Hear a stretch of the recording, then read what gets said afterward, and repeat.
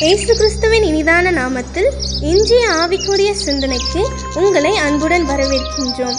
இப்போதும் ஒரு பாடலுக்கு பின்பு உங்கள் சிந்தையை தெளிவிக்கும் ஆவிக்குரிய செய்தியை கேட்கலாம்.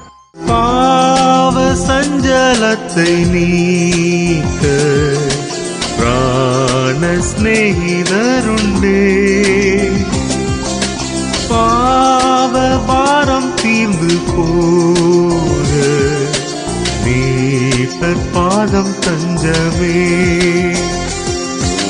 சால துக்க துன்பத்தாலே நெஞ்சம் நொந்து சோருங்கா, துன்பம் இன்பமாக மாறும் ஊக்கமான ஜபத்தா. சால துக்க துன்பத்தாலே நெஞ்சம் நொந்து சோருங்கா, துன்பம் இன்பமாக மாறும் ஊக்கமான ஜபத்தா. ஊக்கமான ஜெபத்திற்கு பதில் கொடுக்கிற இயேசுவின் இனிதான நாமத்தினால் உங்களை வாழ்த்துகிறேன். இந்த நாள் நம்முடைய ஆவிக்குரிய சிந்தனைக்காக யாக்கோபின் நிருபம் 5ஆம் அதிகாரம் 16ஆம் வசனத்தின் பின்பகுதியை நான் வாசிக்கிறேன். நீதிமான் செய்யும் ஊக்கமான வேண்டுதல் மிகவும் பலனுள்ளதாயிருக்கிறது. நீதிமான் ஏறெடுக்கிற விண்ணப்பம் மிகுந்த பலனுள்ளதாய் நன்மை கொண்டு வருகிறதாய் இருக்கிறது என்று வேதம் சொல்லுகிறது. ஊக்கத்தோடு எடுக்கிற ஜெபங்கள் எல்லாம் நிச்சயமாகவே ஆண்டவரிடம் பதில் வரும். நம்பிக்கை இல்லாமல் ஜெபிக்கிற ஜெபத்திற்கு நிச்சயமாக பதில் வராது. என்னால் ஆண்டவரிடத்தில் சேரும் பொழுது விசுவாசத்தோடு அவர் உண்டென்றும் நாம் வேண்டிக் கொள்கிற காரியத்தை அவர் செய்ய வல்லவர் என்றும் நாம் விசுவாசிக்க வேண்டும். ஆனால் அநேக நேரத்தில் இல்லையே, நம்மால் முடியாது என்று சொன்னால் ஆண்டவராலும் முடியாது என்கிற ஒரு எண்ணத்தோடு தான் இன்னைக்கு அநேகருடைய வாழ்க்கை மாறிவிட்டது.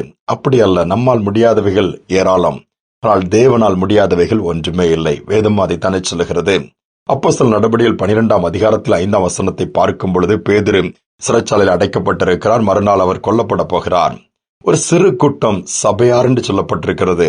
அவங்க ஜெபம் எப்படி இருந்ததாம்? ஊக்கமாய் பேதுருவின் விடுதலைக்காக ஜெபித்தார்களாம். நடந்தது என்ன? கர்த்தர் அந்த ஜெபத்தை கேட்டார். ஒரு தூதனை அனுப்பி பேதுருவை விடுதலை பண்ணுகிறார். கட்டுகள் எல்லாம் கலண்டு விழுகிறது, கதவுகள் எல்லாம் திறக்கிறது. காவல் பயங்கரமாக நல்லா டைட் பண்ணி இருக்கிறாங்க, தப்பித்து விடக்கூடாது.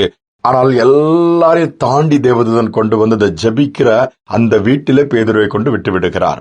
அவ்வளவு மகிமையான ஒன்று. காரணம் ஊக்கமான அவருடைய ஜெபம்தான். நம்முடைய ஜெபங்கள் எப்படி இருக்கிறது? நாம் ஏதோ டக்குன்னு சொல்லிட்டு ஓடிட்டு இருக்கோம். அது போற வழியிலே பேசிட்டு போவாங்க நடந்துட்டே. சில பேர் நான் வரேன்னு சொல்லிட்டு விவரமாக புரியும்படியாக சொல்ல மாட்டார்கள். அநேக நேரத்தில் மணிக்கணக்காய் பலரிடம் போன்ல பேசுறோம். ஆண்டவரிடம் எவ்வளவு நேரம் பேசுகிறோம்? ஜான் வெல்ச் என்ற ஒரு ஊழியருடைய வரலாற்றை அவருடைய காரியங்களை படிக்கும்போது எனக்கு ஆச்சரியமாக இருந்தது. பல மணி நேரம் ஜெபிப்பாராம், 6-7 மணி நேரம் ஜெபிப்பாராம். அவர் இரவெல்லாம் தூங்குகிறவர்கள் ஆண்டவருடைய பிள்ளைகள் அல்லன்னு சொல்லுகிறார். எப்படி ஆண்டவரோடு பேசாமல் உங்களால் தூங்க முடிகிறது என்று சொல்லி ஒரு கேள்வி எழுப்புகிறார். அதோடு மட்டுமல்ல, ஒரு நாள் அவருடைய மனைவி கேட்கிறார்கள், நீங்கள் இரவெல்லாம் அதிக நேரம் கண் விழித்து ஜெபிக்கிறீர்கள், பகலிலும் ஜெபிக்கிறேன்னு சொல்லும் பொழுது அவர் சொன்னாராம், ஆண்டவர் என்மேல் ஒரு 3000 ஆத்துமாக்களை குறித்த பாரத்தை வைத்திருக்கிறார். அவர்களை நான் ஆதாயப்படுத்த வேண்டும், ஆண்டவருக்குள் வழி நடத்த வேண்டும். அந்த ஆத்மாவை குறித்த பாரம் என்னை எப்படி தூங்க விடும்? விழித்திருந்து ஜெபிக்க வைக்கிறது. ஆனால் என்னால் ஜெபிக்காமல் இருக்க முடியாது. மரித்தவர்கள் உயிரோடு அவர் எழுப்புகிறார். அதோடு மட்டுமல்ல, அவர் அதிகமாய் பிரசங்கிப்பதை காட்டிலும் ஜெபித்த நேரமே அதிகம் என்று சொல்லுகிறார்கள். அசைவை ஏற்படுத்துகிறார். நாம் எவ்வளவு நேரம் ஜெபிக்கிறோம்? நம்முடைய ஜெபம் இங்கு பலனுள்ளதா இருக்கிறதா? நன்மை கொண்டு வருகிறதா? அற்புதங்களை நிகழ்த்துகிறதா? பதில் வருகிறதா? யோசித்து பார்ப்போம். இல்லை என்று சொன்னால் நாம் அதுல இன்னும் கருத்தாய் ஜெபிக்கக்கூடிய அளவுக்கு நாம் வளரவில்லை. அதுதான் உண்மை. எலியா கருத்தாய் ஜெபித்தாரா? அவருடைய அந்த ஊக்கமான ஜெபத்தை கர்த்தர் கேட்டு அற்புதத்தை செய்கிறார், அடையாளத்தை காண்பிக்கிறார். அக்கினி இறங்குகிறது, உள்ளங்கை மேகம்தான், ஆனால் பெரிய மழை அனுப்பி அந்த தேசத்தின் பஞ்சங்கள் மாறுகிறது. யோசித்து பாருங்கள். நம்மை போல பாடுள்ள மனிதன் தான் எலியா சொல்லப்பட்டிருக்கிறது. அதே போலதான் நாம் ஜெபிக்கும் பொழுது பதில் கொடுப்பேன் ஆண்டவர் சொல்லுகிறார். உங்களுடைய ஊக்கமான ஜெபத்தை நிறுத்தி விடாதீர்கள். விடுதலைக்காக அல்லது பாடுகள் இருக்கிறது மாறுவதற்காக, பிரச்சனை எல்லாம் மறைவதற்காக, கடன் பிரச்சனை வெளிவருவதற்காக, எதுவாக இருந்தாலும் ஊக்கமாய் உன்னதமான தேவனை நோக்கி கூப்பிடுங்கள். பதில் வரும்.